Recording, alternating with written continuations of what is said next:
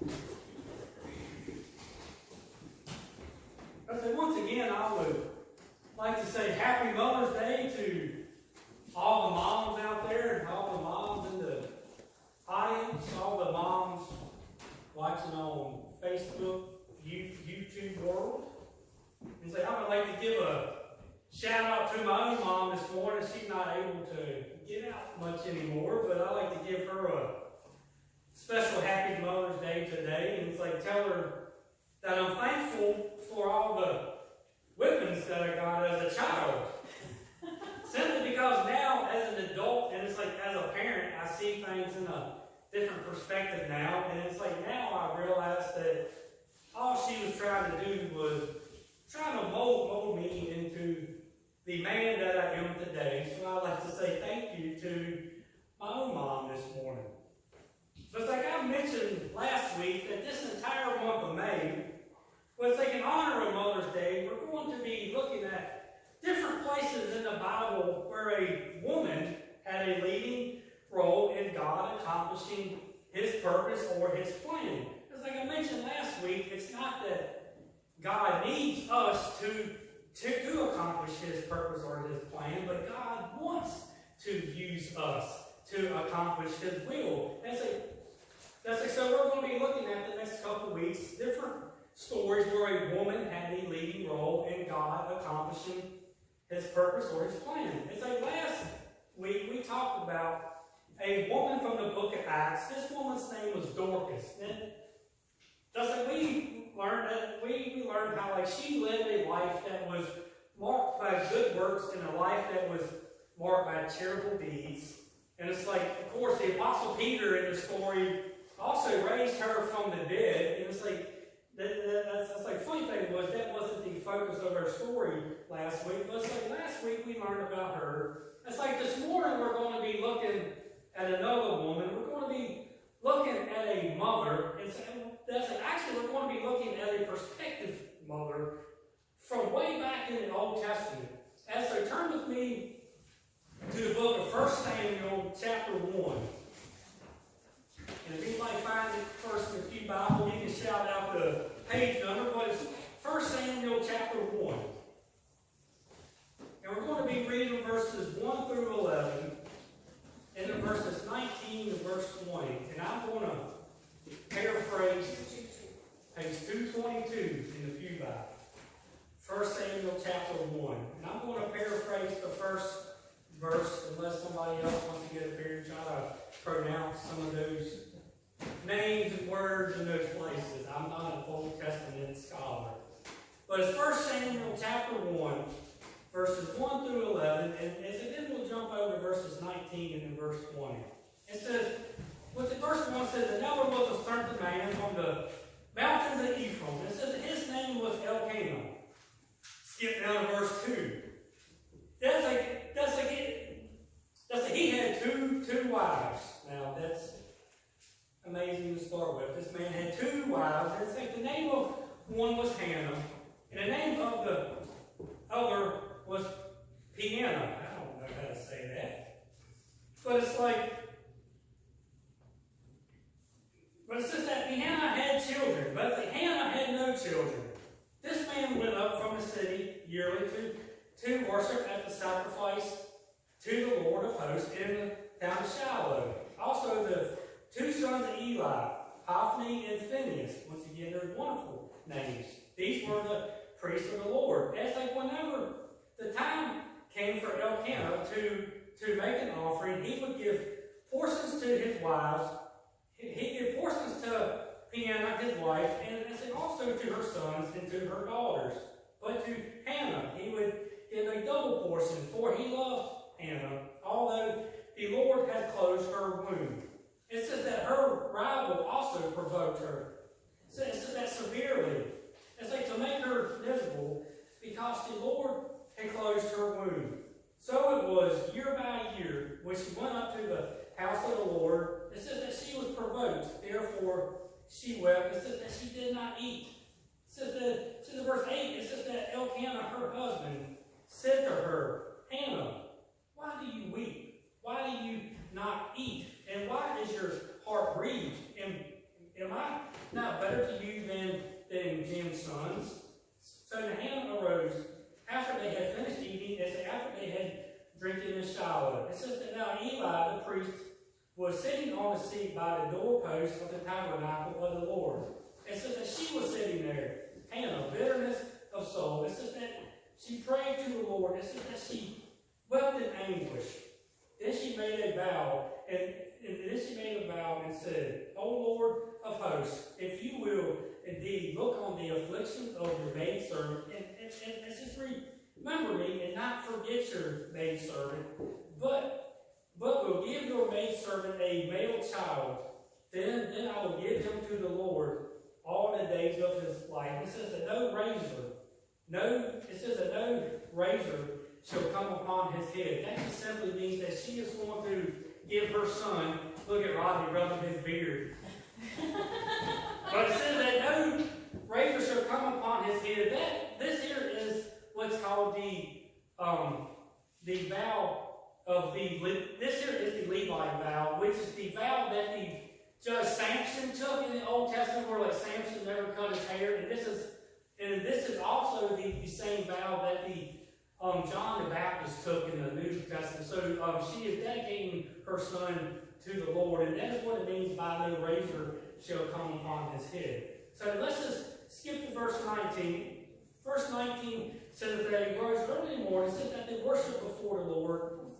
That's like they returned and they came to their own house. It says that Elkanah knew Hannah, his wife, and the Lord remembered her. So it came to pass in the process of time that Hannah conceived. It says that she bore a son, and she called his name Samuel, saying, because I have asked from him from the Lord. So we see this. We see Hannah is given her prayer request. She is giving a child. Last week, when we talked about Dorcas, we said that her life can be marked by a life of good works and a life marked by charitable deeds.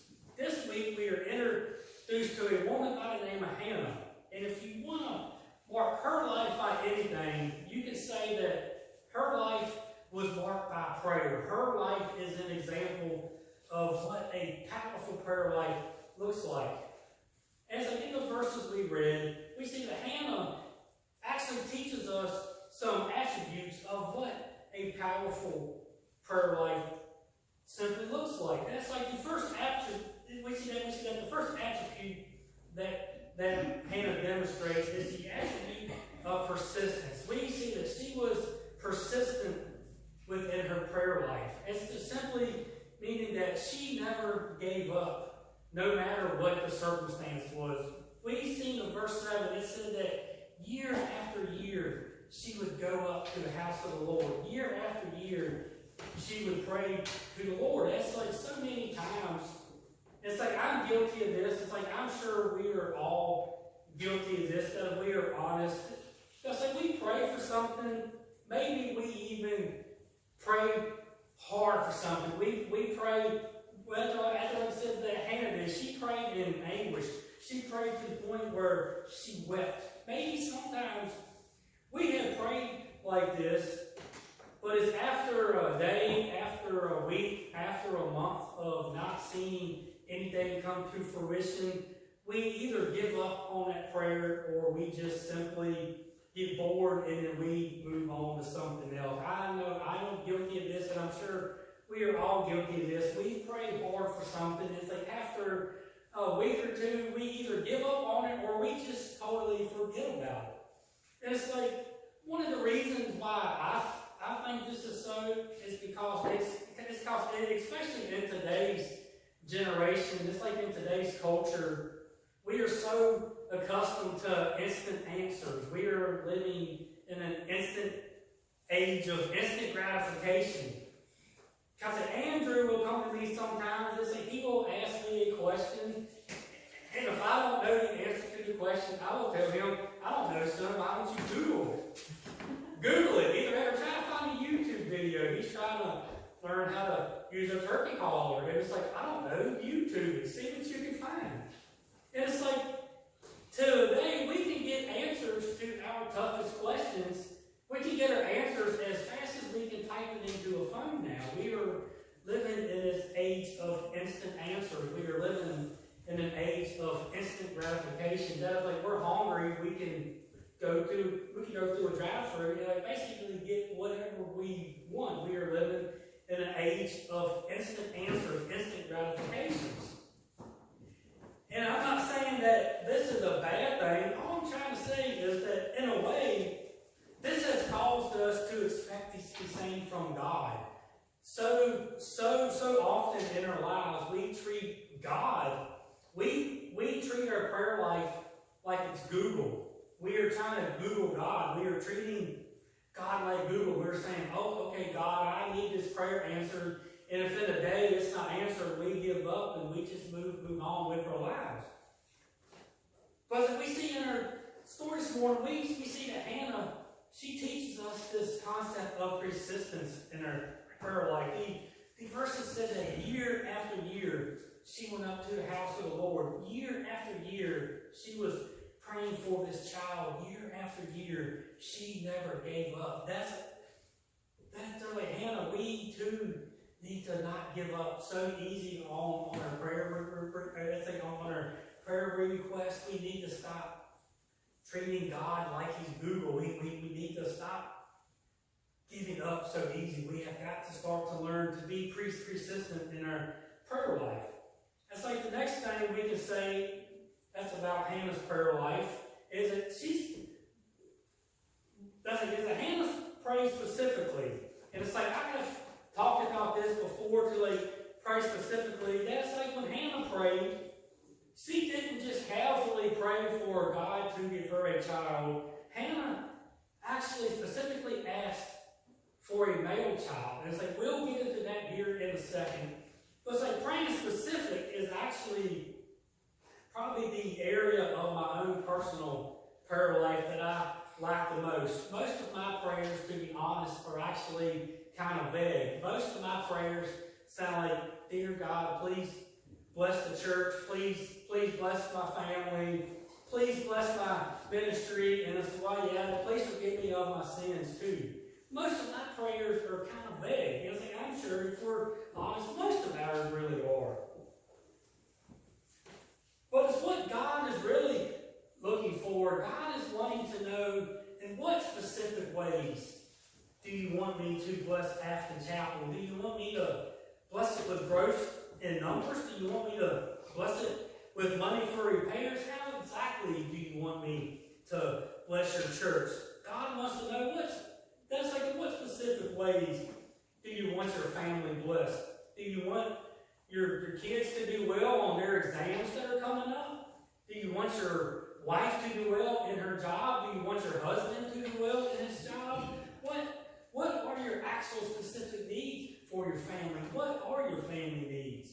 And it's like, instead of just praying, God, please forgive me of my sins, ask God, say, God, please just reveal me what my sins are. And if there's any sin that I'm having trouble with, God, please give me the ability to fight this sin. We need to start to be more specific in our prayer lives.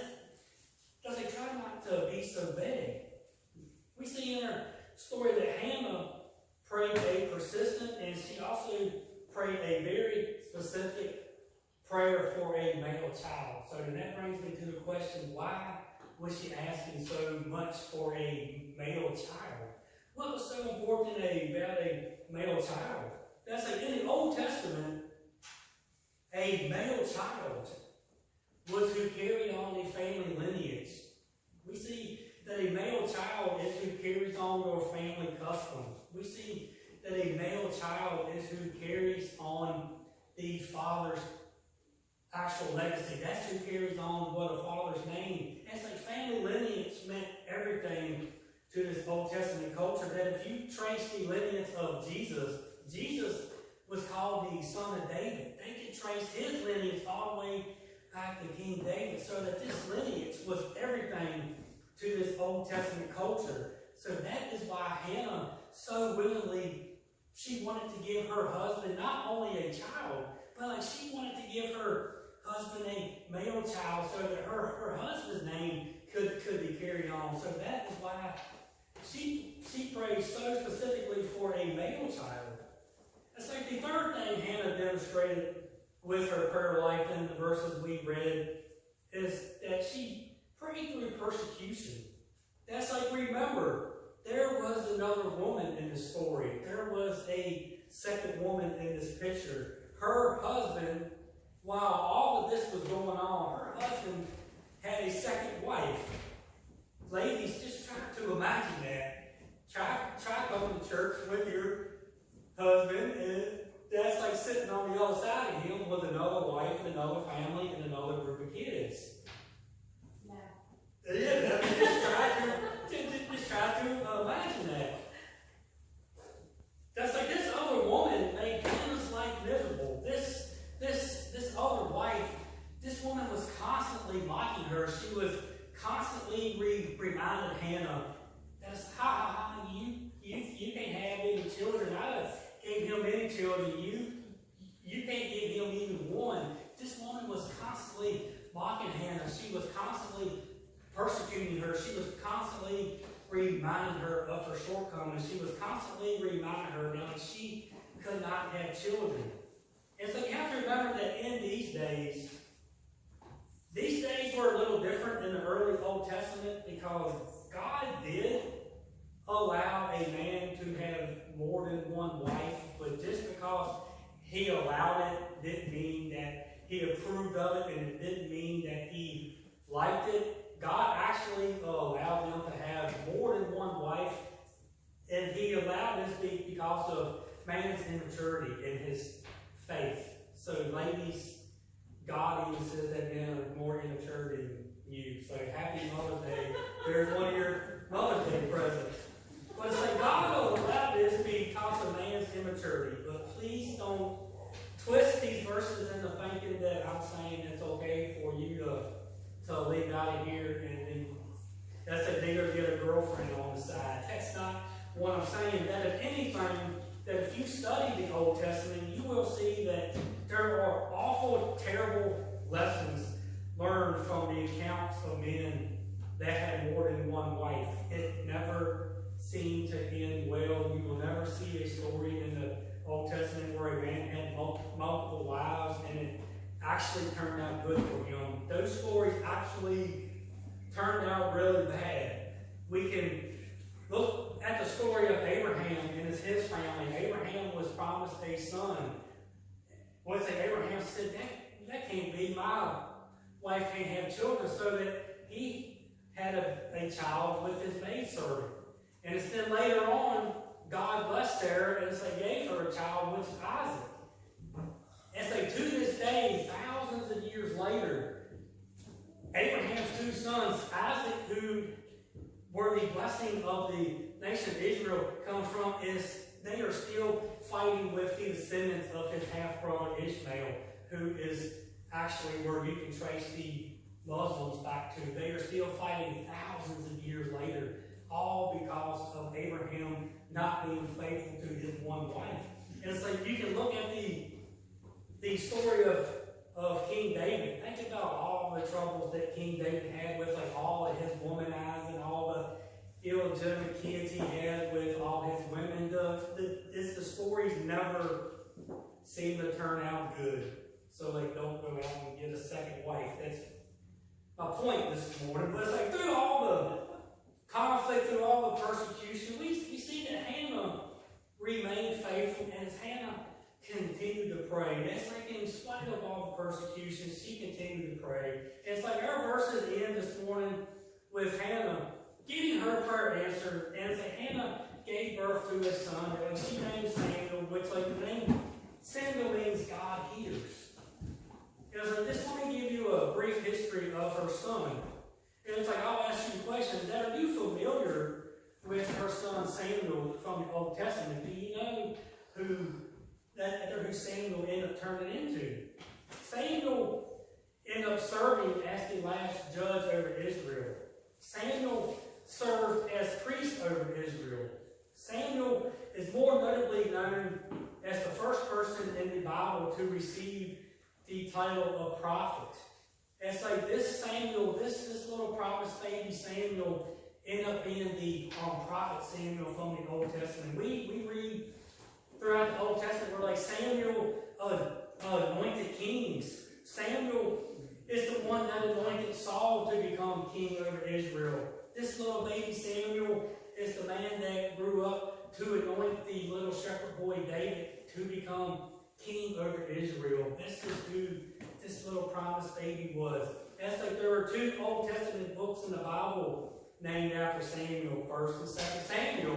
That's like these 2 books chronicle the life of the prophet Samuel. It's like just to think, all of that started because of Hannah's prayer. It all started because of her persistent, her specific, her in the face of persecution prayer. The prayer of a mother is what started the life of the prophet Samuel. It's like Hannah, we all face trials and persecutions in your life. Maybe like Hannah, you're actually praying for a child because the doctors are saying you will never be a mother. Or it's like maybe your mom has passed on, as Mother's Day is just a yearly reminder of your mother being gone. But say, whatever your circumstance is, please let Hannah's story just be a simple reminder that we do serve a God that loves us. We do serve a God that answers prayers. We do serve a God that hears our secret cries. And God knows when we weep in private. God sees your tears. God knows our inner fears. Our God is in the business of answering prayers. And even when God's answer to our prayers is no, we can be sure that His answer is no simply because He has something greater in store for us. Sometimes God says no to us to the good things simply because God has greater things in store. God says no to the good things because He wants to give us great, great things. So this morning, let's learn from this mother Hannah. Let's learn from her prayer life. Let's learn to pray with persistence. Let's learn to pray specifically, and let's learn to pray in the face of trials and in the face of persecution. With that said, let us end in prayer this morning. Dear God, we just